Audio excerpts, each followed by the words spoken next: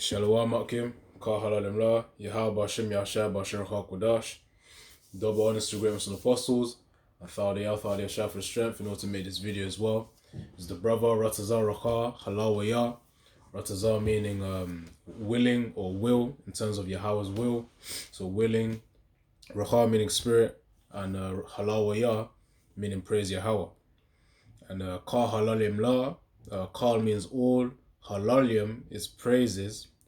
If you hear Kah Halal, it means all praise. If you hear Kah Halalim, it means all praises. So Halalim is plural for halal, which halal means praise.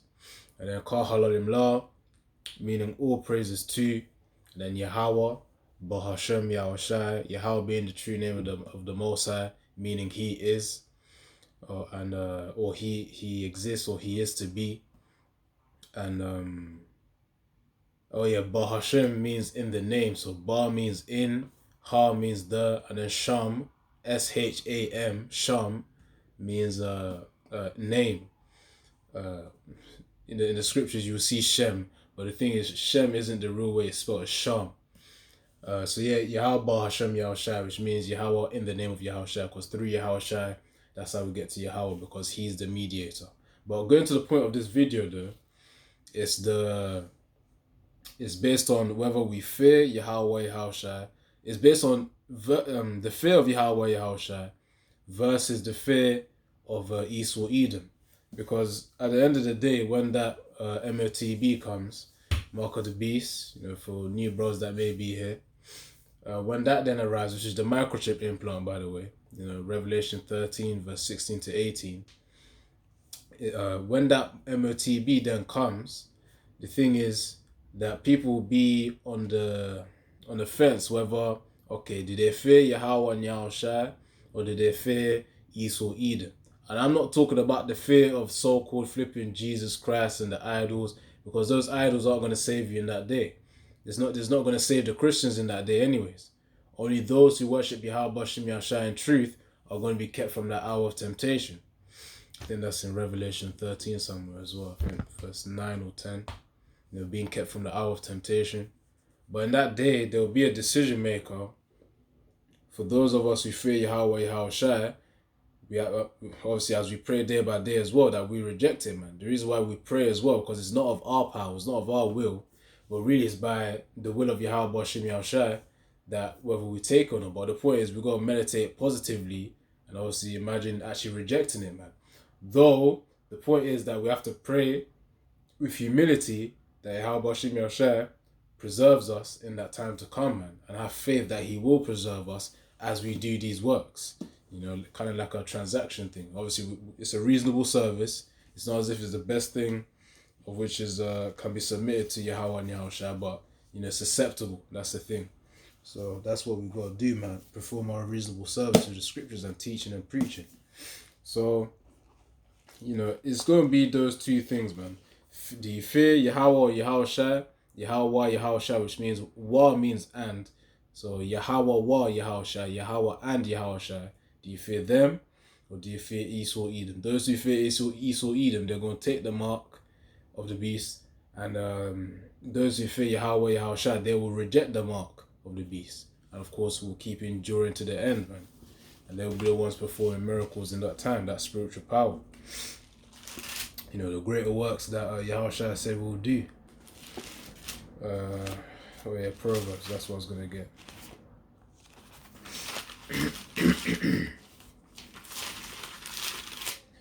We're going to prepare our minds, man. There's going to be a time where people are going to be lining up for that thing, man. Just like the way people line up for the Apple iPhone, that's one thing.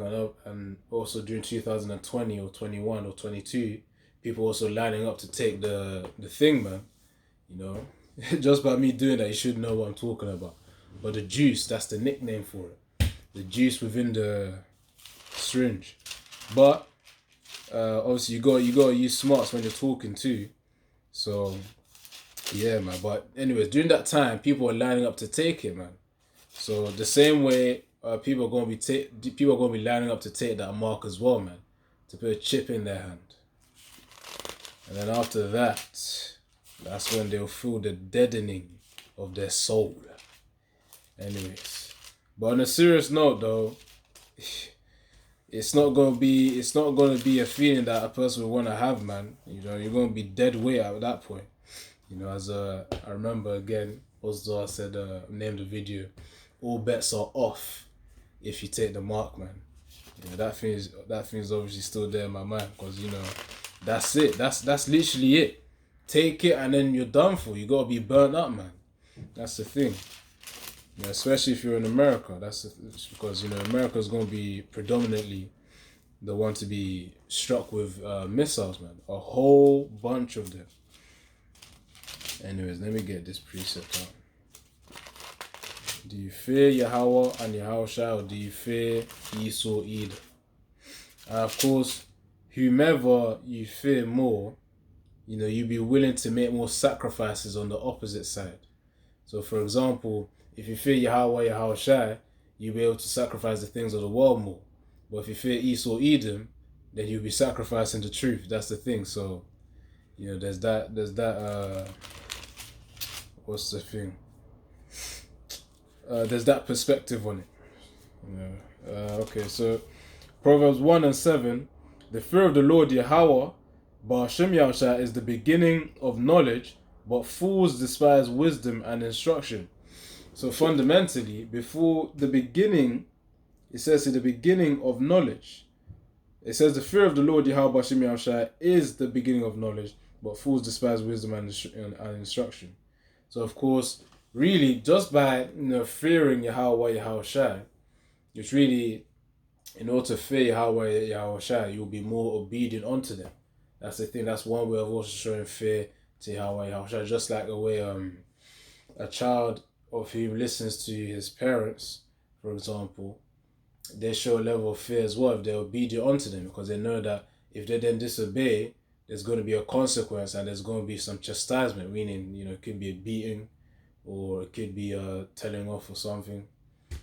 So with that disobedience, they know that. And obviously that's from experience. Hence why, of course, in this truth as well, we go through different forms of adversity as tests. And obviously if we do fall occasionally, Yahawashi will lift us up, and of course it will be used as a learning process for us.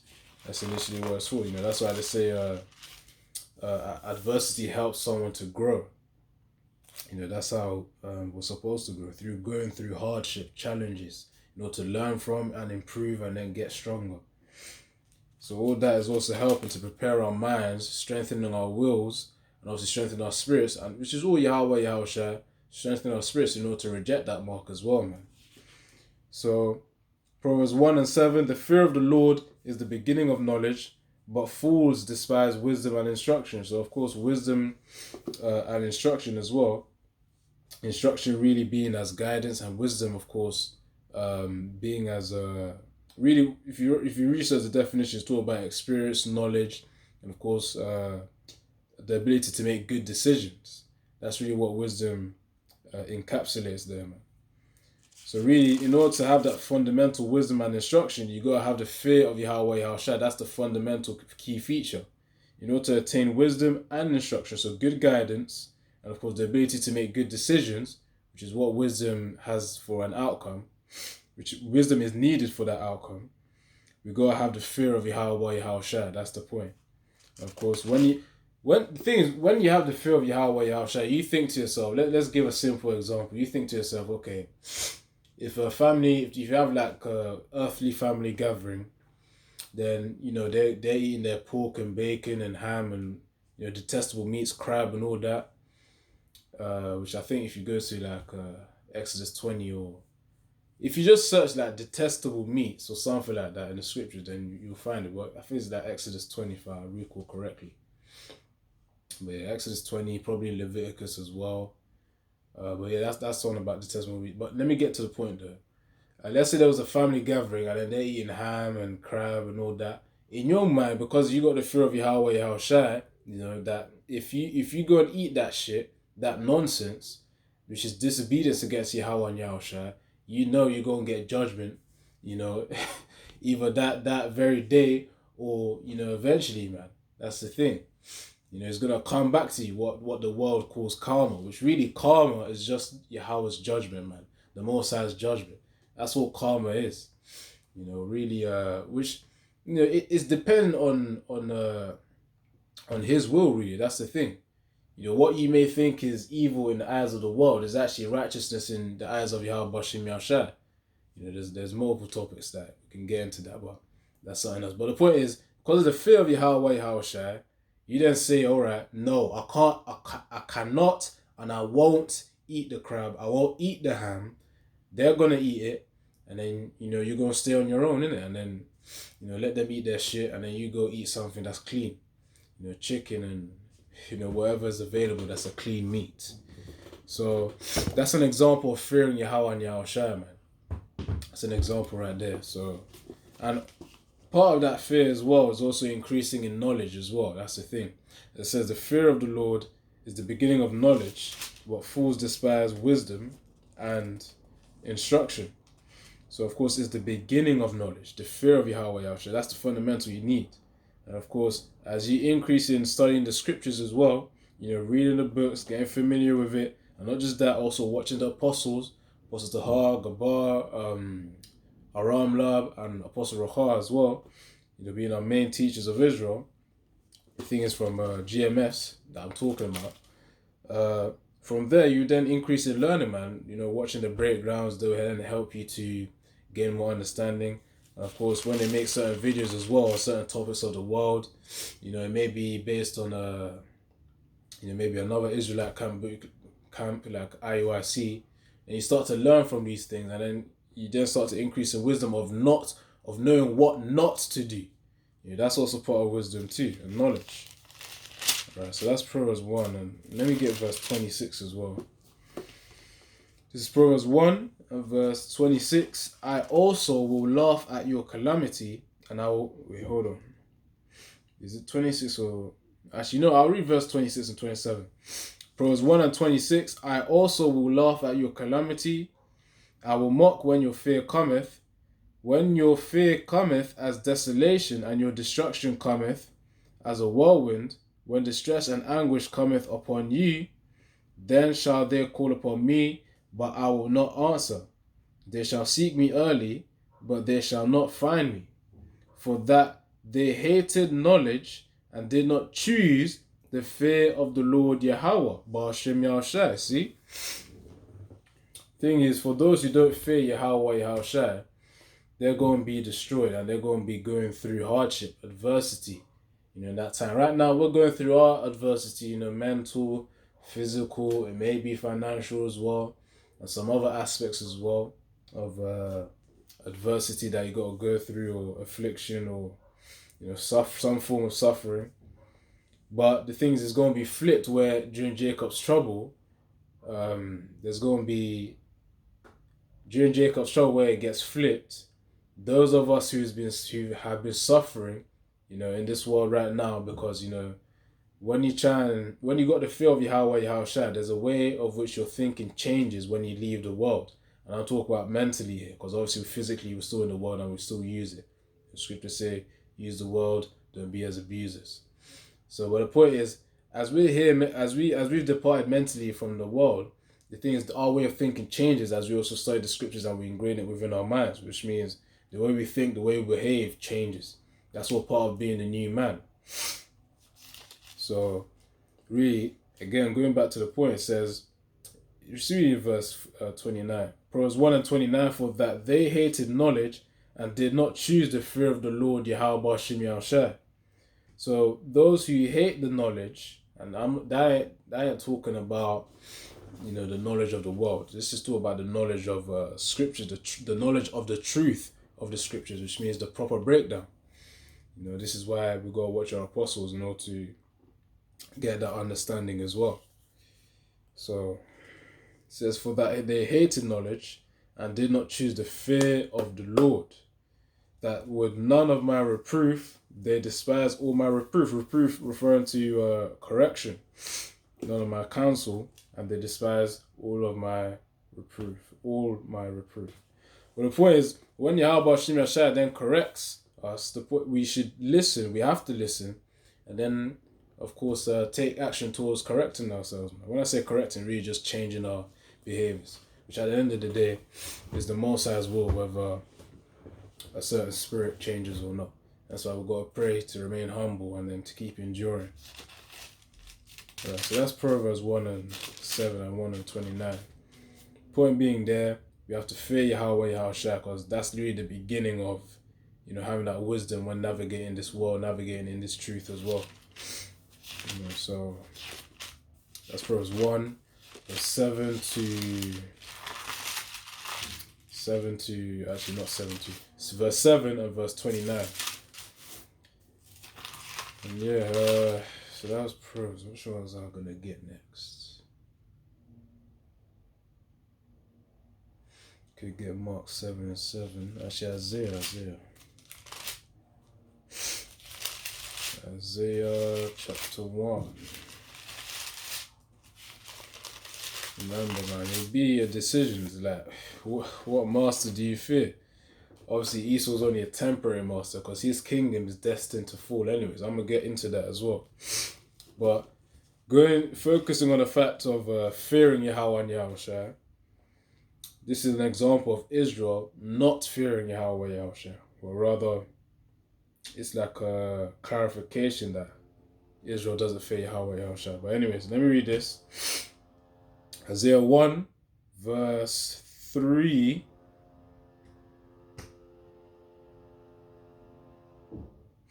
Let me read from verse 2. So Isaiah 1 and 2. Hear, O heavens, and give ear, O earth, for the Lord Yahawah hath spoken. I have nourished and brought up children, and they have rebelled against me. The children are referring to Israel, the children of Israel. Not literal children of Israel, but of course the nation of Israel. That's what it's referring to. The children is referring to the nation of Israel. Which are, if you don't know, for any new brothers that may be watching, it's referring to the so-called Negroes, Latinos, and Native American Indians as well. Of course, one way to identify them as well, as I said, one way is through the curses of Deuteronomy chapter 28, verse 15. Read from verse 15 to the last verse, really. Then you'll see all those curses. Then you look through history. You'll find out a predominant one being, the Negroes with the transatlantic slave trade as well. And obviously Latinos, they had their captivity too. If you actually study Latin American history, in fact, hold on. If you study Latin American history, you know that they also went through their own captivity too. But let me get this.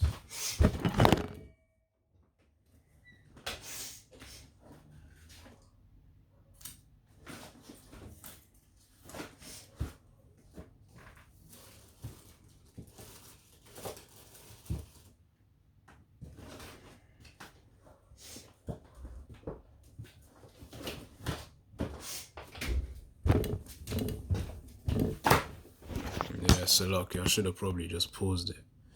But anyways, books like this, if you want to learn about the Latin American history as well, just going to put that out there. Captivating history. You learn about the history of the Latin Americans, man. Those are known as the Northern Tribe. And then the Southern Tribe, those are Benjamin, so-called Jamaicans and West Indians. And you got the Negroes, Nigerians, Sierra Leone, as well, Congo, I think, Cameroon too. I think you got a few others as well, Nigeria, Ghana. And you got Levi as well. I think those are the Haitians, if I recall correctly. But yeah, if you want to learn, just go study the history. You got Negroes with their transatlantic slave trade as well. I think there's also another type of slave trade, which was a triangular something. But, books like these as well will help you in learning about the Latin American history, man. They also had their suffering too, where the Spaniards, the French as well, I think the Portuguese too, came into their lands, to then dominate over them. So it goes deep, man. Anyways, so Isaiah chapter 1, verse 3. The ox knoweth his owner, and the ass, which is the donkey, his master's crib. But Israel doth not know, my people doth not consider. that shows a lack of care and a lack of fear of Israel too. It says, but Israel doth not know, my people doth not consider, which means they don't consider the Most High. They do not even care about knowing Yahweh, Yahawashi, even respecting them or giving obedience unto them. We're talking about a power of which actually took us out of slavery, man. Out of slavery. I'm talking about in Egypt. If you start from the book of Exodus chapter 1, Exodus chapter 1, and obviously read on from there, you then see obviously the plagues that were going on that the Most High sent in order to. The Most High Spirit was playing with Pharaoh at that point, man, because he hardened his heart, softened it up through the judgments that were happening there, the plagues, then he hardened it again and again and again and again and again until that final one where it's like they just drove him off, man, from that plague that happened. Well, the point is here, my people doth not consider, they don't care about the Most High despite all that he did unto them. They've forgotten it. That's why it says my people are destroyed because of lack of knowledge. If all of Israel had the knowledge right now that the Most High, Yahawah, actually saved them as well, the thing is, well, yes, he did save them. The point is, Salak for that. But Yahawah Shim Yashai did save Israel, but it's not in their minds right now. But what I'm trying to say is, if it was in all of their minds right now, they wouldn't be acting the way they're acting right now, man. Typical niggas. That's the thing. The culture of niggotry. That's something I found in some other place. But yeah, that culture of niggotry, it won't be present, man. Anyway, so the point is, Israel does not care about Yahawah and Yahawashi, man. Israel does not care. So it says here, a sinful nation, a people laden with iniquity, sin upon sin, wickedness upon wickedness. That's what iniquity means. A seed of evildoers, children that are corrupters, they have forsaken the Lord Yahawah Bashim Yahawashi. They have provoked the Holy One of Israel unto anger. They are gone away backwards, which means, Israel ain't progressive, man. If you look at them right now, Israel is not in a state where you actually see them being actual role models, I guess, to the other nation. They're not. So it says, why would ye be stricken more? Ye will revolt more and more, and the whole head is sick, the whole heart is faint. So of course, really, all of Israel right now is in a sick state and a weak state as well. They're being flipping punished and punished and punished and punished and punished. Right now they're in a flipping sick state, man. Literally, and of course spiritually as well. So that's also an example right there of Israel not having a fear of Yahweh, Yahawashi, man. That's why a majority of them, 2/3, really being in America, they're going to die. That's the thing. Zechariah 13:8, about 2/3 of Israel being cut off. And then Zechariah 13:9, about the 1/3 being refined as gold and silver is refined. So that's Isaiah 1. Let me get this as well. The fear of Yahawah, Yahawashi, versus the fear of Esau. Which Esau's gonna be done out anyways, man. In fact, let me even get that as well. Obadiah 1.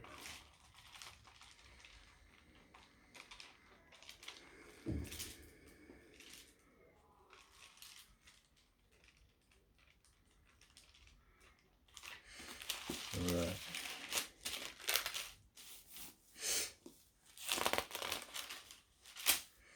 This is Obadiah 1 verse 4. Though thou exalt thyself as the eagle, and though thou set thy nest among the stars, hence will I bring thee down, saith the Lord Yahawah, Ba'ashem Yahawashi. So really, it's saying that despite Esau, Edom, which is just so-called white man, going to Genesis 25, read into it, this him being red, and obviously the distinguishment of him being red is because of the fact that Israel was so-called so-called black, which really were not black, but there were different shades of brown. That was the usual thing. The usual thing, because if Esau came out brown, it wouldn't be distinguished in Genesis 25. It wouldn't. They wouldn't have called it out. But because of the fact that he was different, and obviously he had that translucent skin where, you know when white babies, so-called white babies, are born, and then obviously their skin is more translucent. You can see the blood vessels, under their skin. Because of that, they noticed that Esau was red, and they compared it to a red hairy garment, man. That's the thing. So that's in Genesis 25, though. So the point is that they wouldn't have distinguished him if he wasn't different from the rest of the family. The rest of the family were dark brown, man. That's the thing, different shades of brown.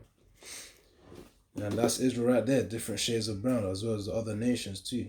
But of course, as Esau spread his seed, you got more lighter individuals for the other nations, that is.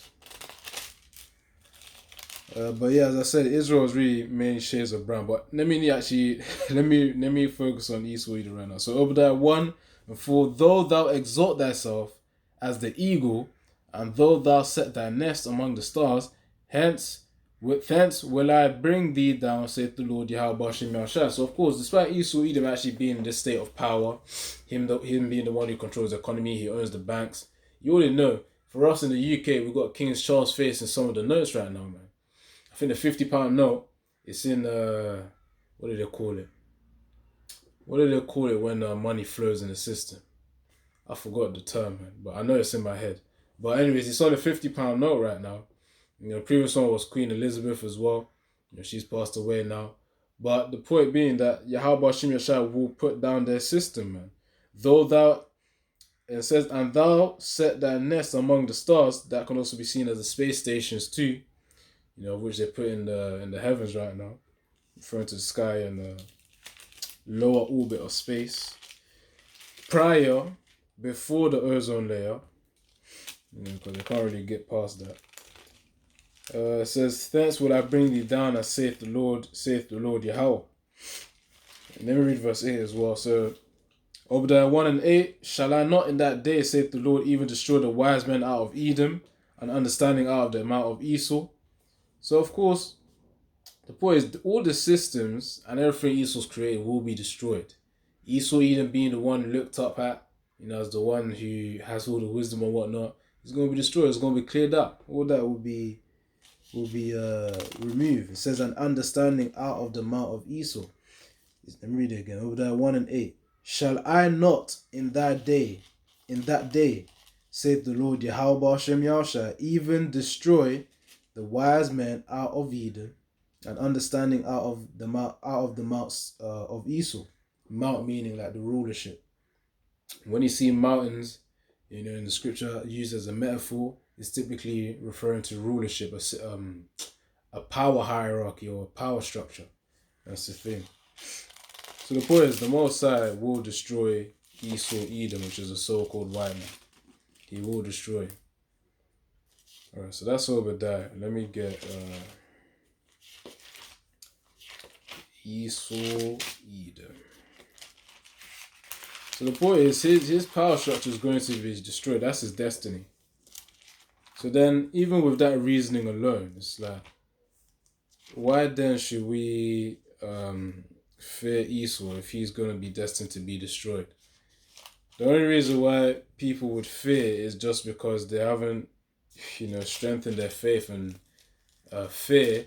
The only reason why they would fear Esau is because they haven't strengthened their faith and fear in Yahawah and Yahawashi. Because the scriptures talk about, don't fear the one who can kill the body. Fear the one who can kill the body and soul. Let me get that one. Matthew 10. If a being can kill the soul and body, you ought to fear that being over the one who can kill the body. Like, come on, man. The soul is within the mind, man. It's within the body.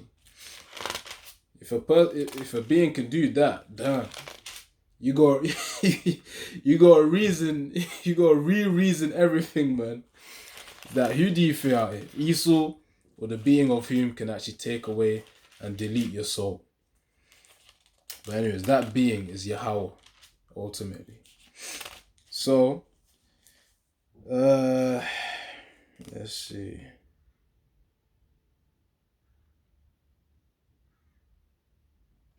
And really, if you get deeper as well, Yahawashi being the one who also created the first fruits, the first spirits too, he himself has that power as well, man. So Yahweh, that's why we always say Yahawah Bahashem Yahawashi, Yahawah Bahashem Yahawashi, Yahweh in the name of Yahawashi, because Yahawashi also has a lot of power. Now, of course, Yahweh's over Yahawashi, there's order to it. The scriptures talk about that. But of course, Yahawashi also has a lot of power. That's the point. So the point is not to underestimate him. Now, Matthew 10, let me actually get what I was trying to get. This is Matthew 10 and 28. And fear not them which kill the body, but are not able to kill the soul, but rather fear him which is able to destroy both soul and body in hell. Now, that ain't talking about hellfire. That's talking about a destructive state of mind. Let me, in fact, hold on. Let me read one more time. So Matthew 10 and 28. And fear not them which kill the body, but are not able to kill the soul, but rather fear him which is able to destroy both soul and body in hell. And hell typically refers to either the grave, it can refer to a state of mind. When they say a state of mind, it refers to a destructive, suffering based, afflicted state of mind, which means a mental state of which is quite heavy on you. That's hell. Let's say you're suffering something like a disease or sickness, or something maybe financially or something severe mentally,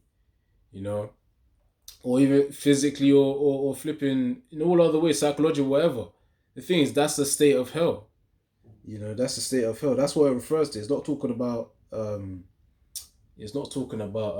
that fable or flipping of that the Christian church loves to preach of hellfire, somewhere below the earth or something like that, where all spirits burn. There was a statement that I heard one time about how can a spirit burn? But really, what disproves hell? It seems as though I'm going into multiple topics here. Don't worry, I'll keep aligning back to the original topic. Don't worry, I'm gonna come back. Just wait. All souls go back to the one who created them, and that's Yahawashi in the heavens, spiritual realm. Now, where in the world is Ecclesiastes? Okay.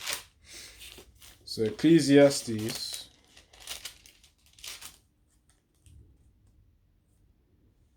hold on.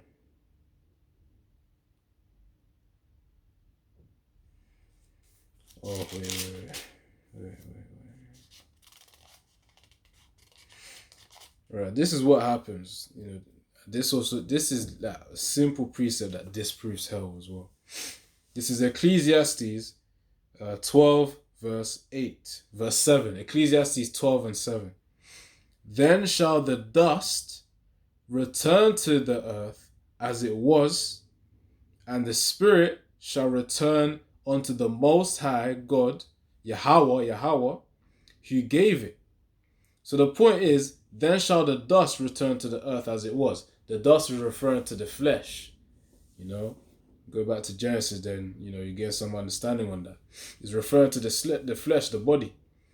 And shall return to the earth as it was, and the spirit shall return unto the Most High. The spirit which is within your mind shall return unto the Most High who gave it. That's the point. So that disproves hell. Now that's talking about the righteous and the wicked, man. There's a precept on that.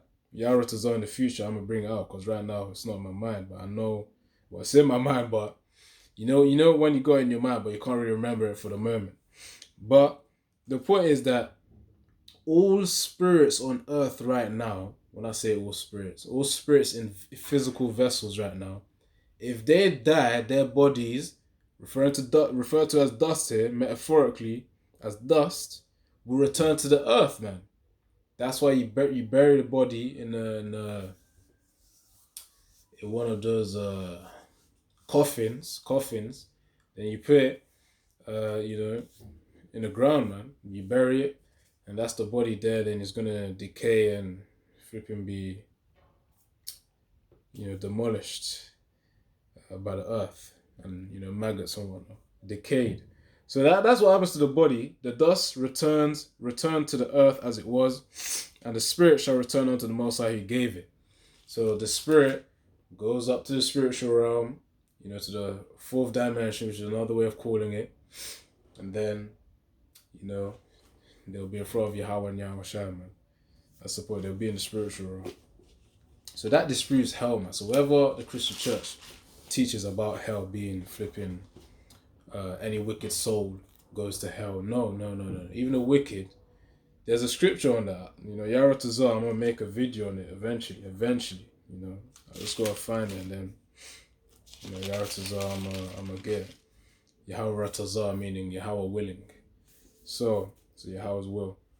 But the point is that disputes hell, man. Ecclesiastes 12:7. If the body goes to the ground, the spirit goes up, how then can you say that people are gonna then go to hell?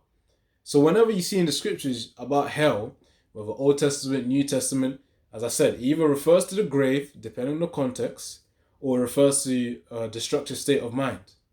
That's the thing. Or destructive condition, physically or mentally. Either that or in some kind of manner of affliction. Anyway, so spiritually also, that can be hell too. So let me get back to Matthew 10 about fear. As I said, I got realign to the topic of the video. Let's see.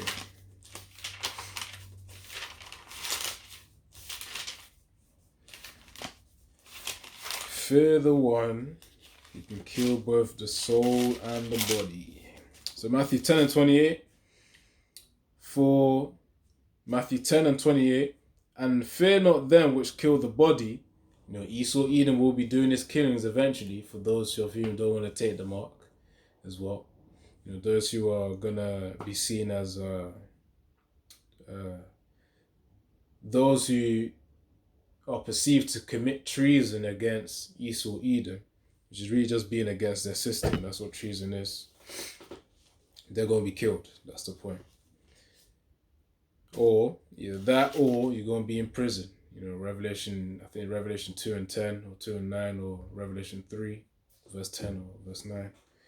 But the point is, it says, and fear not them which kill the body, but are not able to kill the soul. Yeah, Esau can't kill the soul, man. He can't kill consciousness. That's nonsense. But rather, fear him which is able to destroy both soul and body in hell. So in the destructive state of mind or in the grave. That's the point. The Most High can kill the body, and obviously he can kill, which the body goes into I was gonna say hell, because hell also referred to the grave, and then the soul as well, because if the spirit goes into the spirit realm, if the Most High really wanted to, if Yahawah really wanted to, he can wipe a spirit from existence if he really wanted to, and that would be, damn, yeah. Imagine being wiped out of existence. That would be madness. But of course, you can't really call the reasoning of the Most High madness. But this is the rules that he set for himself, man. And that's why spirits, they're really reincarnated. And there's a video on that too, man, by Apostle Ramna. If you search up reincarnation GMS, you see the breakdown there, man. All right, let me get to the point, Salaki, and then close out, because the point is really clear. Israel, most of Israel right now, 2/3, those who are wicked Israelites as well, or those of the world, they don't fear Yahawah, Yahawashi. Even the flipping idols they worship, they don't fear as much anyways, man, because they know in their spirits, they don't breathe. That's the thing. If you go into Wisdom of Solomon 14:15, or Wisdom of Solomon 14 and 15, that goes into idols. That might even be another video I might make as well, going into idols, man. About the worthlessness of idols. That's a video topic in itself. So let me get to Revelation, man. What this all lies upon, where it all rests upon, the topic of today's video.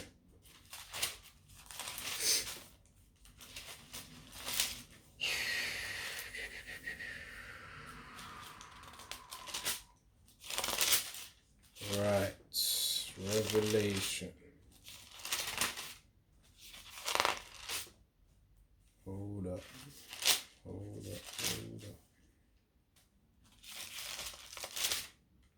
Revelation 13, verse 16 to 18.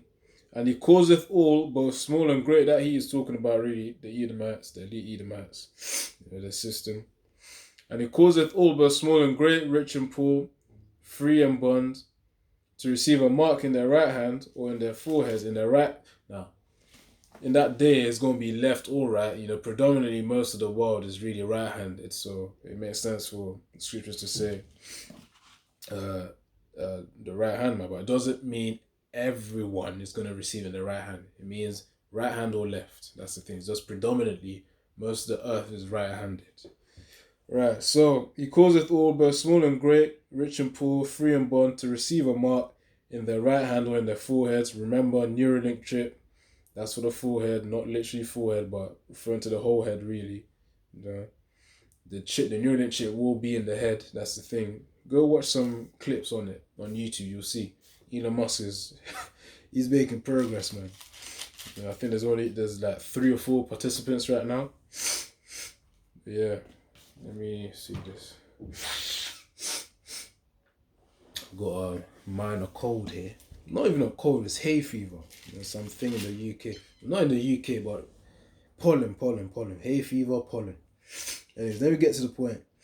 In their right hand or in their foreheads, and that no man might buy or sell, save he that had the mark, or the name of the beast, or the number of his name. Here is wisdom. Let him that hath understanding count the number of the beast, for it is the number of a man, and his number 636. And that really represents the beast system in the time to come, man. That represents the beast system in the time to come, I read the beast system right now, referring to NATO and the EU. That refers to when it talks about, hold on.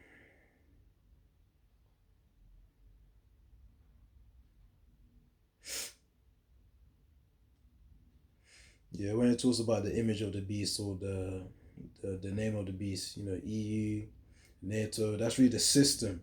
That's what it's referring to. It says, here is wisdom.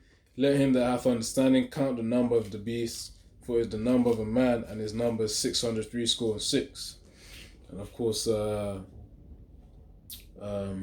that's really representative of Esau, man.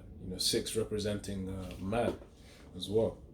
Esau, Edom, the so-called white man being that representative.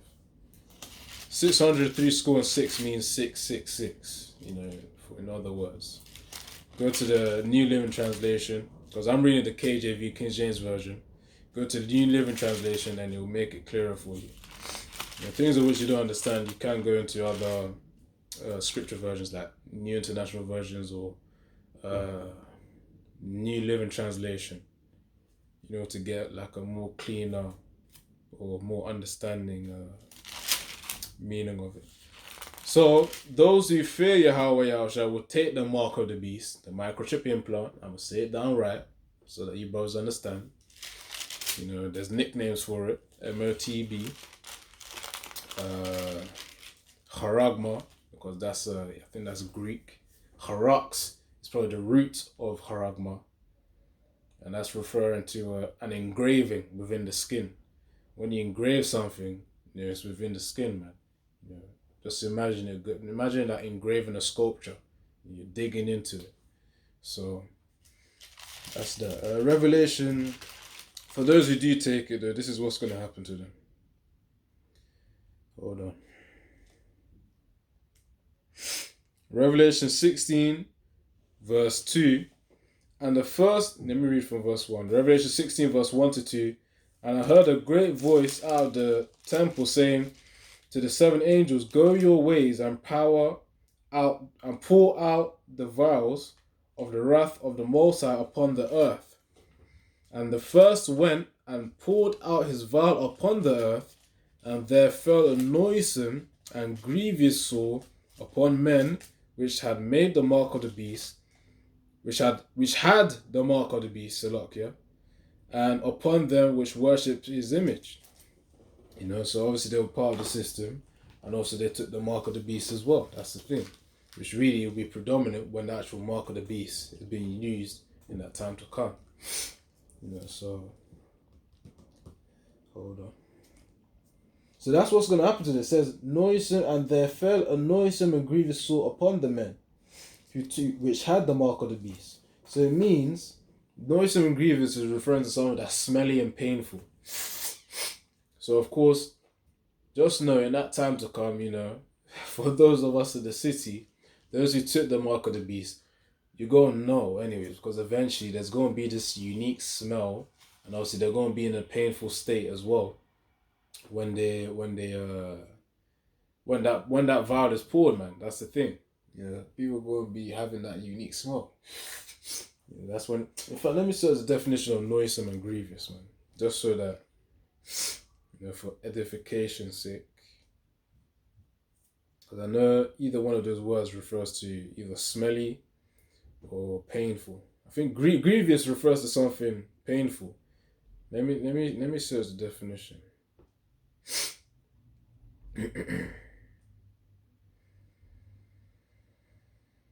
Yeah, this is a Google definition of noisome. Noisome. Noisome. Yeah. Noisome.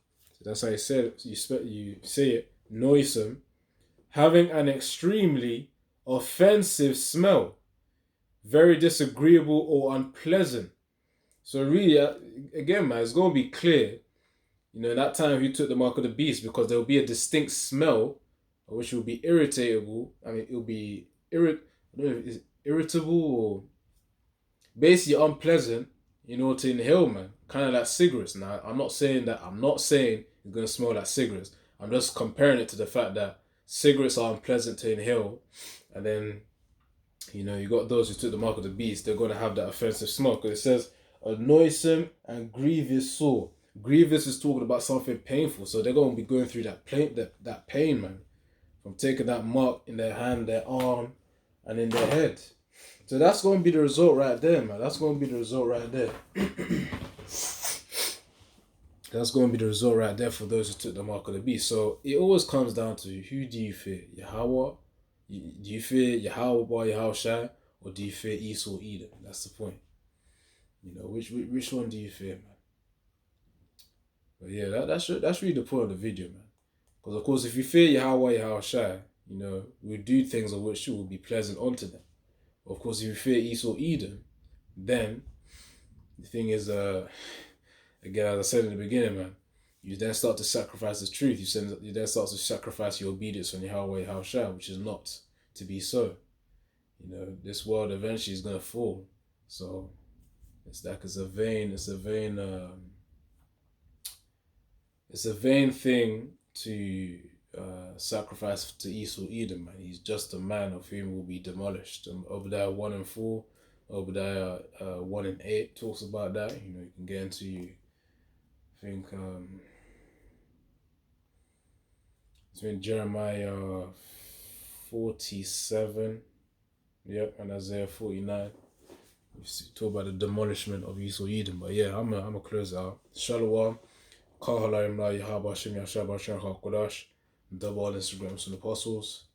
And Thaudia, shout for the strength and all to make this video. And Shalom once more, man. Hope you brothers also understood the teaching as well. But yeah, Shalom. Shalom means peace. And also, if you hear Salakia, it means forgive me or saying sorry. Maybe I make a minor mistake. That's for any new bros that may be watching anytime, that they do come. But yeah, Shalom. And Shalom mean like peace as well.